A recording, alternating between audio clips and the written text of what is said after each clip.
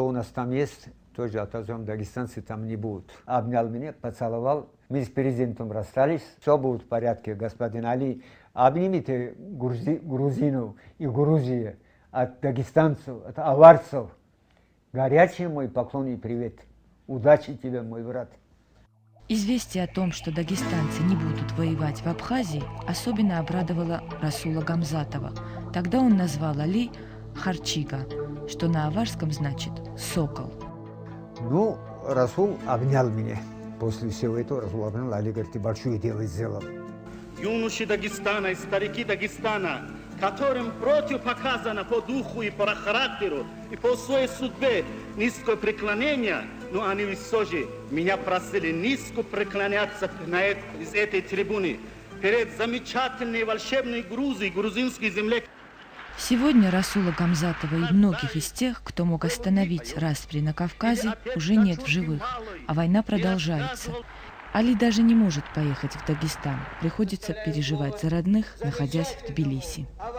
Сейчас мне в таком же положении, как я болел за Грузию тогда, я каждую ночь болею, там бомбежка идет, там страшные ситуации. Говорят между собой, это кто-то кого-то убьет, это неправда. Вот в газетах вы кто со мной увидите, их никого уже нету. Начиная с Расула, кончая друг бывший секретарь обкома, там другие, они все умерли. Да. Но Дагестан в очень плохом положении. Силы, которым это просто необходимо.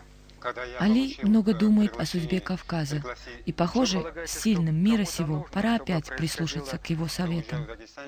Он обратился: Али, неужели родина Шамиля и родина Расула Гамзатова, тот край, который на одном вершине, с одной стороны прекрасное грузинское население, с другой стороны прекрасное дагестанское население, неужели мы защищать одну народность и этим самым воевать против другого?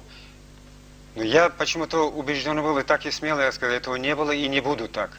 Я думаю, рано или поздно Кавказ надо будет как-то объединить. Кавказ надо будет как-то объединить. Не словесно, объединить, как полагается. Вот этот кулак, ее не откроет. Лично мой кулак, ни один мой противник меня не откроет кулак. А вот когда открытая рука, по пальцам можно и переломать, и что хотите сделать. Нам надо объединить Кавказ. При Шамиле, не читал Шамиль 30 лет, чтобы объединить Кавказ. Это мы не могли объединить. Я думаю, еще не поздно, по-моему, Кавказу надо объединить. И надо создать нормальный кавказский парламент, как громоотвод. А туда должен войти достойных людей, которые стоят за Кавказ, и Кавказ будет на месте. И все окружающие мир будут братьями.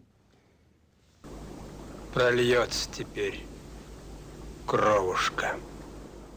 Али сыграл множество ролей в фильмах, посвященных истории Кавказа. Здесь были разные войны, завоевательные и освободительные. Актер сделал из этого собственные выводы. Оружие, кулак применяется тогда, когда слова не хватает. 120-летнем возрасте бабушка, никогда в жизни не забуду, сынок, берегите то, что огнем не горит. Огнем не горит совесть. И мой последний вопрос, который я задаю каждому гостю нашей передачи. Как вы думаете, как нам прийти к миру на Кавказе?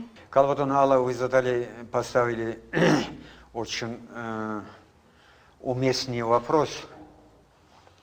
Очень уместный вопрос. Можно его отвечать одним словом. Можно и целыми томами писать. Посмотрите еще раз, полюбоваться, как на Кавказском хребте. С той стороны народ кавказский, с этой стороны народ кавказский, как близнецы в одной матери так. Их надо беречь. Это гордость наша. Наш народ распался. Нам надо как-то объединить этот мир. Мне кажется, мы сами разошлись. По-моему, мы заелись, зазнались. Так что надо ближе стать, любить друг друга, уважать друг друга. За маленькие выгоды не продать. родину. Нам самим надо плотно стоять. Маленьким ветерком, что мы не раскинули. А если мы станем действительно душевно плотно, ураган не раскинет нас. Если за Кавказ, если за мое население, то значит за весь мир. Мир начинается с нашего Кавказа, а Кавказ начинается с Тбилиси. Мир начинается с Грузии. Да здравствует Грузия, да здравствует мир, да здравствует любовь. Каумаррош, чем сихвароль Сакартвелас.